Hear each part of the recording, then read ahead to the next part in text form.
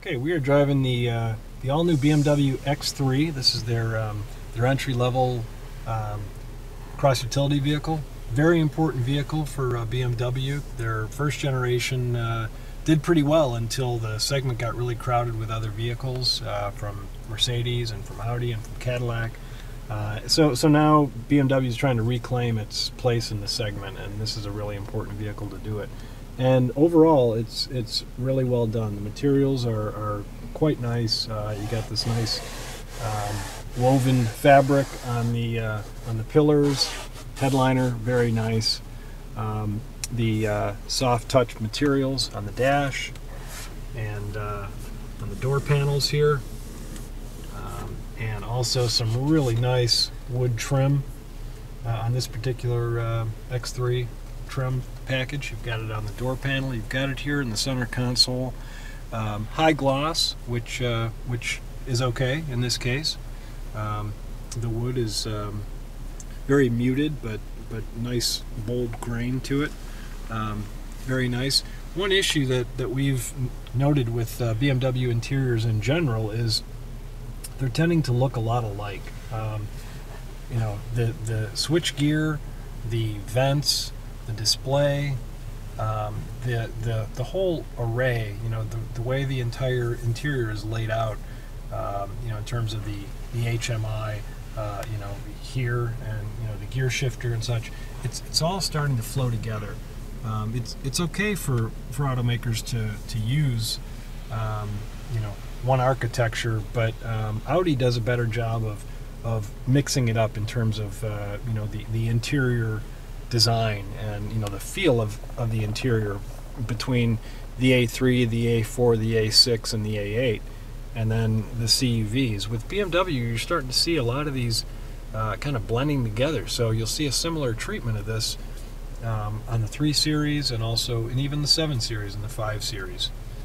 Not that it's always bad. I mean, you know, a BMW driver would probably appreciate that everything is where it's supposed to be and everything looks very similar, but there are some people who would say that BMW should be doing more creative interiors. So we'll see what happens. You know, we'll see what comes from them in the future. What they've been taking a lot of heat from lately has been this this HMI. It's called the iDrive system, and you've got a central controller here down in the center console, and it integrates with the with this display screen up here.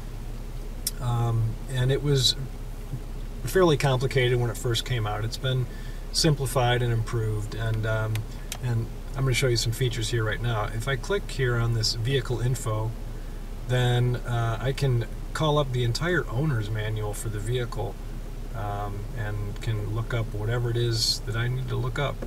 And if I don't know the name of the component that might be having, you know, that they might be having problems with, then I can search by pictures here. Click on that, and now I get a diagram of the vehicle.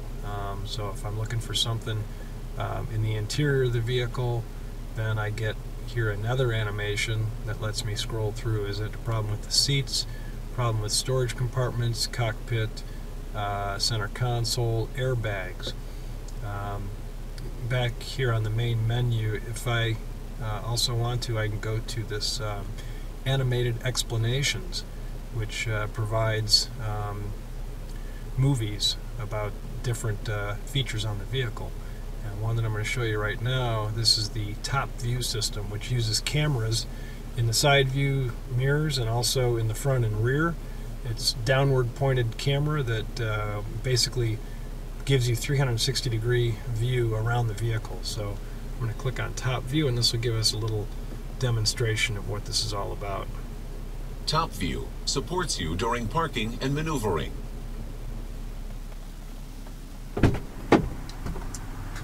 Okay, so here in the back seat of the X3, quite roomy for a vehicle this size. The seats fold flat. It's a 60-40 split in the back, so this button right here releases the center, and then the outboard seating position drops down. This is not a totally flat load floor, but it's fairly close to flat. From here to the back, you've got several feet of pretty good cargo space. One issue I noticed with this seat, though, if you're going to do both seats at the same time, this is heavy.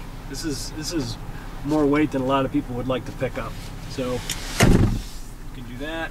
I think you can also drop down just the center seating position, and this is definitely lighter. In the up position, you got plenty of room here. I've got 5 or 6 inches of knee room here. Also good shoulder room, headroom. This passes the test. I've got several inches of here above my head, plenty of room. I also like to test the center seating position, which in a lot of vehicles is just not terribly comfortable. But in this case, here in the center, I've got room for 2 other people about my size here on either side of me, and I still have pretty good headroom. So overall, I'd say the BMW X3 is a very nice package. They did a fine job improving on what they had in the past, and they should be able to regain some sales in terms of the segment. With in general, a very nice package. We would like to see them update some of their interior features, though, in the future. Have some differentiation, I guess, in terms of BMW models from the 3 Series to the X3 to the X5 and so on up the range.